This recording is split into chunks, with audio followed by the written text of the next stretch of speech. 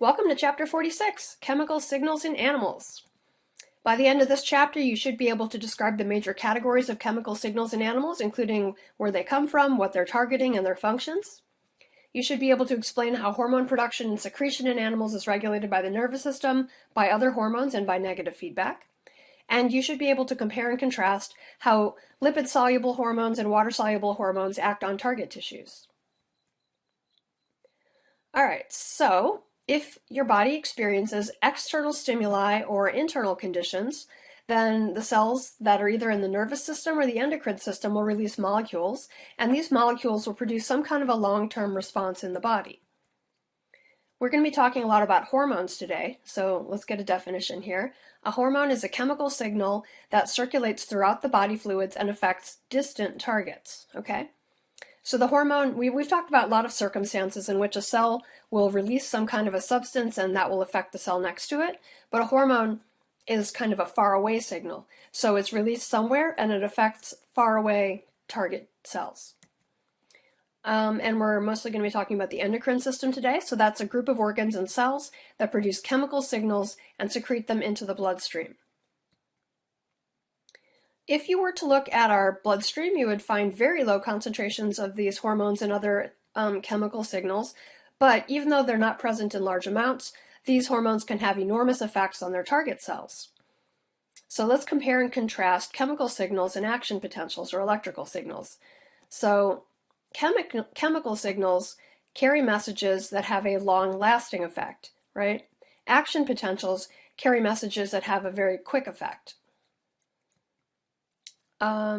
So we should also point out that signals aren't either carried by action potentials or chemical signals. They often will work together. So you have electrical and chemical signals that coordinate to be able to allow animals to do all the activities in its cells throughout its body. All right, so there are 5 major categories of chemical signals, and their names come from where the molecules start and where they act. Okay, so the first kind is an autocrine signal. Anyone remember what auto means? Yeah, auto means self. Yeah, self, right? So this is when a cell is secreting something that acts on the cell itself, okay? A paracrine signal is when a cell produces something and it acts just next door on these nearby cells, okay? An endocrine signal is when you have a hormone that is secreted by a cell and then carried between cells by blood and other body fluids. So now we're talking about a hormone because it's acting far away from its source, okay? And it'll be traveling through the blood or, I guess, potentially other body fluids. All right, you could have a neural signal. So remember we talked about neurotransmitters a little bit when we talked about action potentials, right? So remember that neurons don't touch each other. There's a little tiny gap between the axon of one neuron and the dendrite of the next neuron. And the way that the information crosses that gap is in the form of neurotransmitters or hormones that are passed from one neuron to the next. And then finally, we have neuroendocrine signals.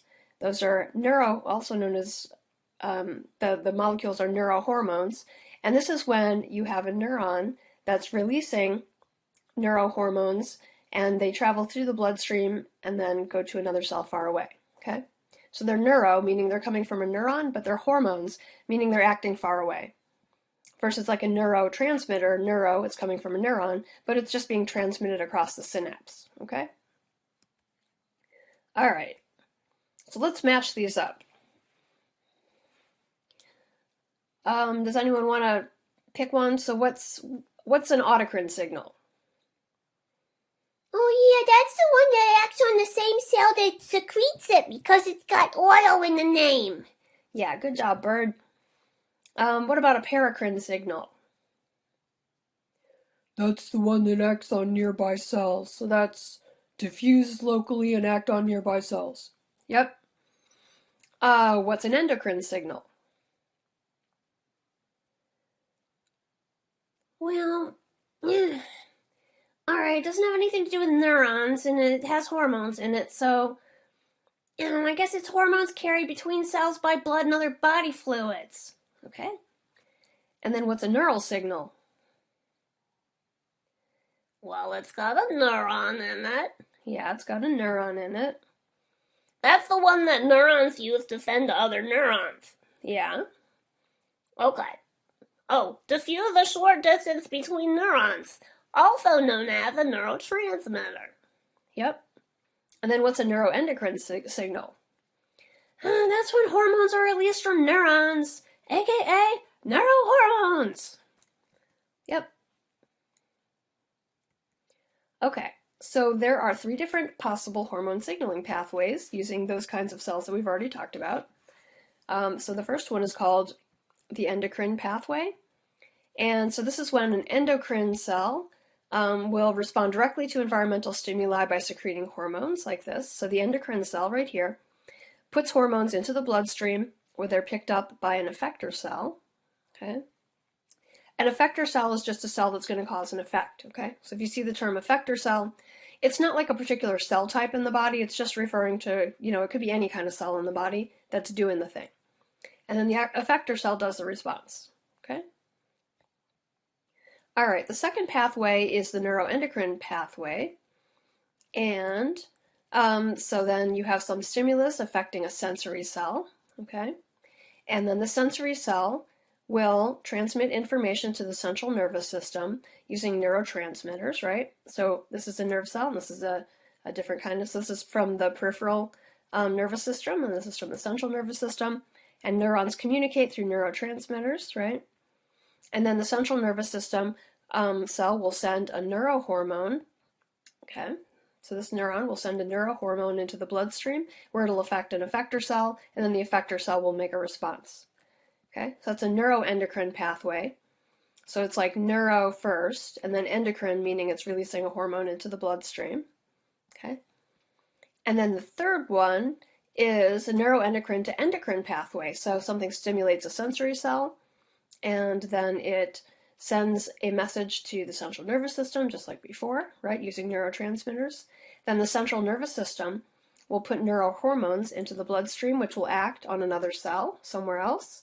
But this other cell isn't the one that's the effector cell that does the thing. Instead, this is a different kind of an endocrine cell that then puts the hormones into the bloodstream, which affect the effector cell, which cause a response.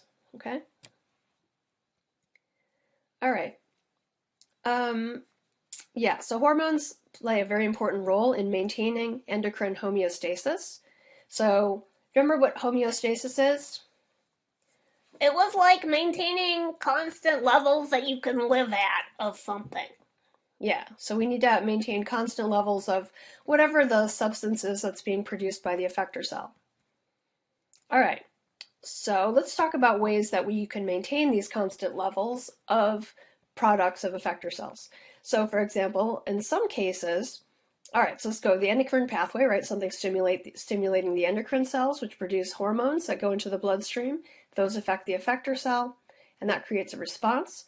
So maybe the response is some kind of a chemical in the blood, right? Or some kind of a chemical in the body or something.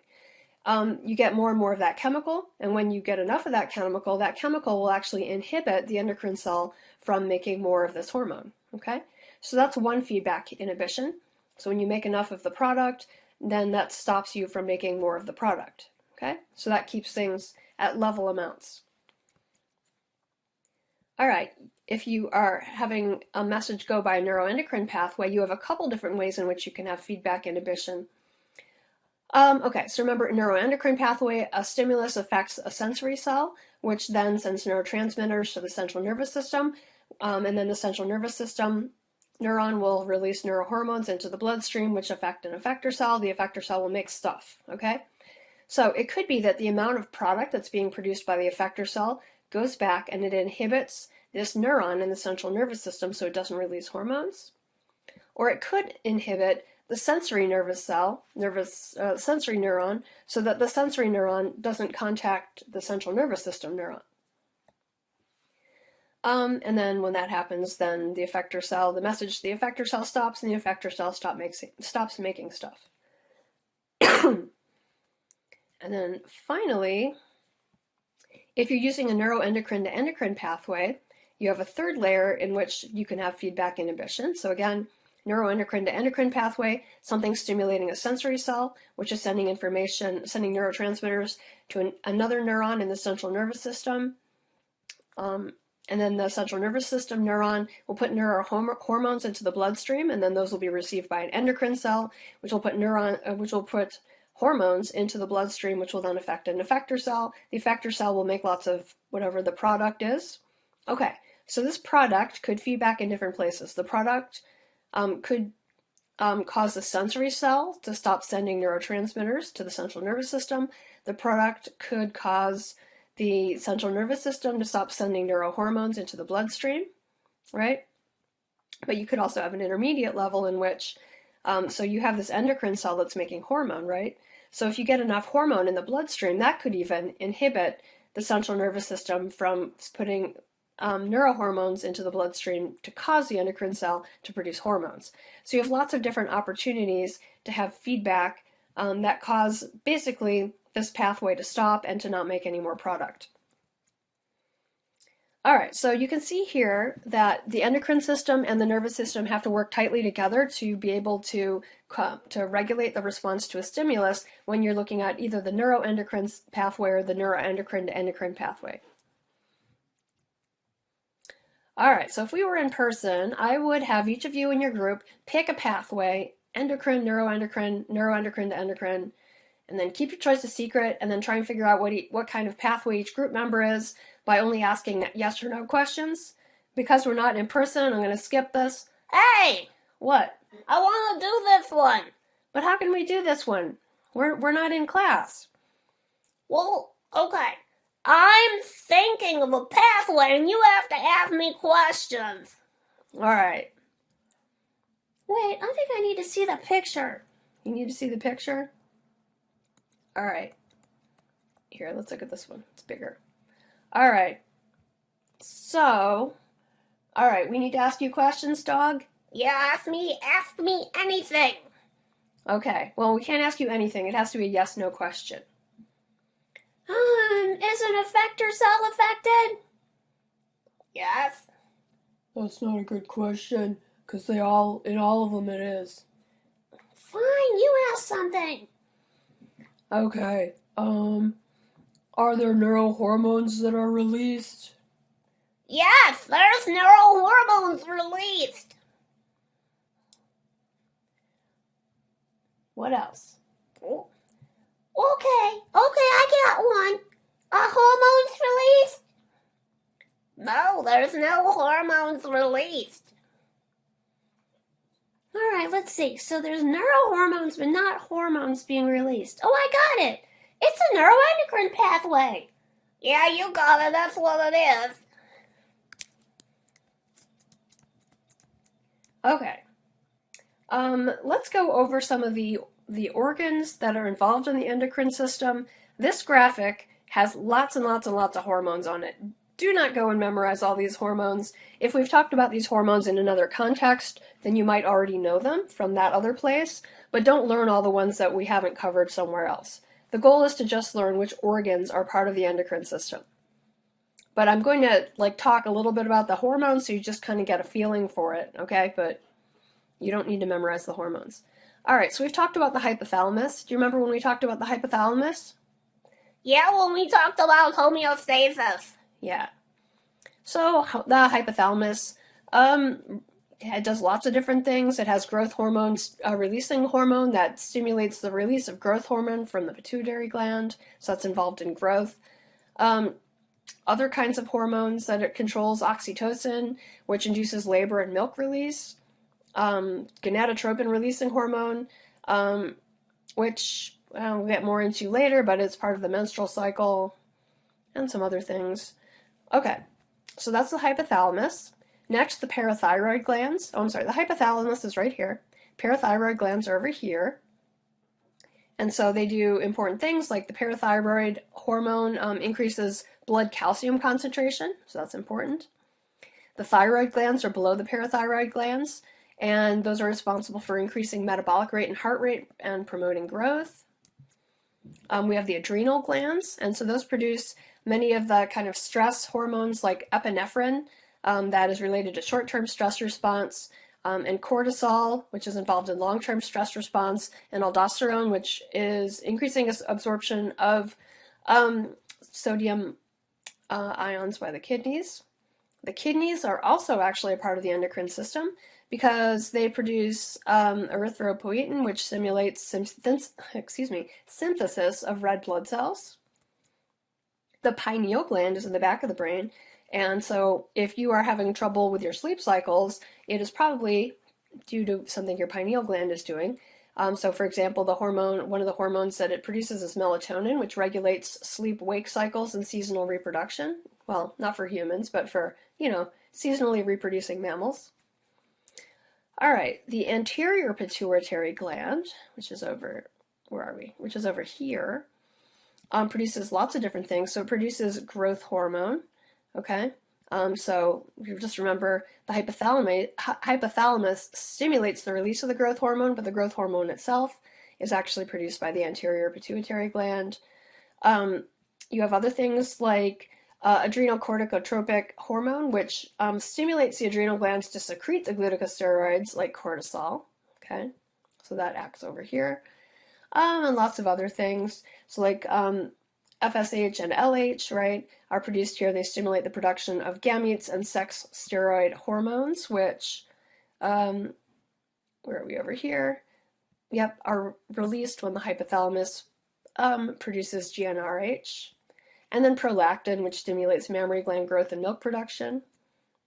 All right, the pancreas is involved.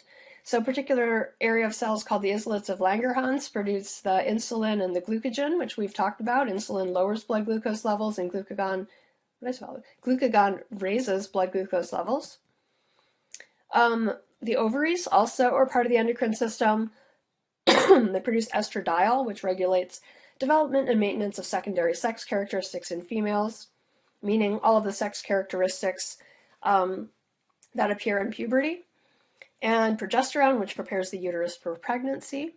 And then the testes as well produce testosterone, which regulates development and maintenance of secondary sex characteristics in males, as well as other effects. All right, so which of these are not part of the endocrine system?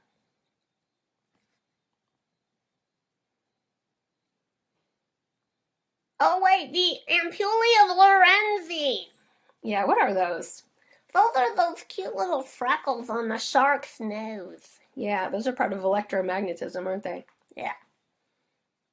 What else? Well, the bronchioles, that's for breathing. Yeah. What else? The corpus callosum's part of the brain. Yeah, it's part of the brain. Let's see, other ones we can... What's the node of Ranvier?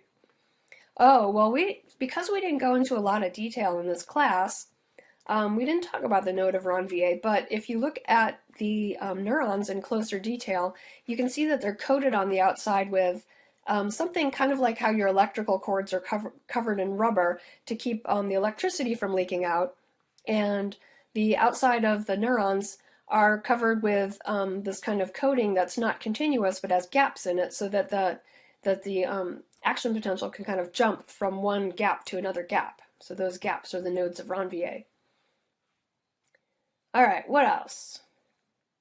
The stapes is a bone in the ear. The stapes is a bone in the ear. And the trachea are part of breathing. Yeah. Let's see, I think we missed something. Oh yeah, we missed the gallbladder. Yeah, we missed the gallbladder. I think we got the rest of them. All right, and everything else is part of the endocrine system. All right, so how are the hormones actually doing their work to act on the target cells? They basically are binding to hormone receptors. So these receptors are proteins, right? Big globby proteins with nooks and crannies, and they happen to have, well, not happen to, but they've evolved to have crannies that fit these hormones, okay? So we draw it like a big glob, and we draw this like a little glob, but just imagine both of them are big, complicated structures that just kind of fit into each other. All right, so most animal hormones, we mention again, hormones are usually low in concentration in the body, but they can have a large effect when they're received. So most animal hormones belong to one of three chemical families. You can have peptides and polypeptides, which are not lipid soluble. So remember, this is the lipid bilayer that's on the outside of a cell, right? So these guys can't get into the cell, right? They can't get through this lipid bilayer to get into the cell to send their message. So the receptor is in the membrane of the cell and is on the outside, okay? Let's see, some are amino acids. So for example, epinephrine, which is involved in flight or fight, is also not lipid soluble, and so it is also in the membrane, and then the hormone binds to the outside. And we have some of these hormones that are lipid soluble. So for example, steroids, right? Steroids actually are lipids, so they can go through the cell membrane without any problem at all. So the receptors for steroids are going to be inside the cell. All right, so hormones do a variety of different things. You can have one hormone like T3 and T4 that stimulate metabolism, promote growth, increase heart rate, and stimulate the synthesis of macromolecules. You can have a lot of different hormones that affect the same aspect of physiology. So for example, you can have insulin, glucagon, and epinephrine all acting on glucose levels in the blood. Okay, so you can have one hormone affects many physiological effects. You can have many hormones affecting one physiological effect. And hormones usually coordinate the activity of cells in three basic areas: in development, growth, and reproduction, response to environmental challenges, and maintenance of homeostasis. So when we looked at the list of all of the hormones in the previous slide, you can see that all of the hormones listed there will fall into one of those three arenas. All right, so hopefully you've learned in this chapter about cell-to-cell signaling. We kind of skipped some parts there. We looked at how hormones act on target cells and what hormones do.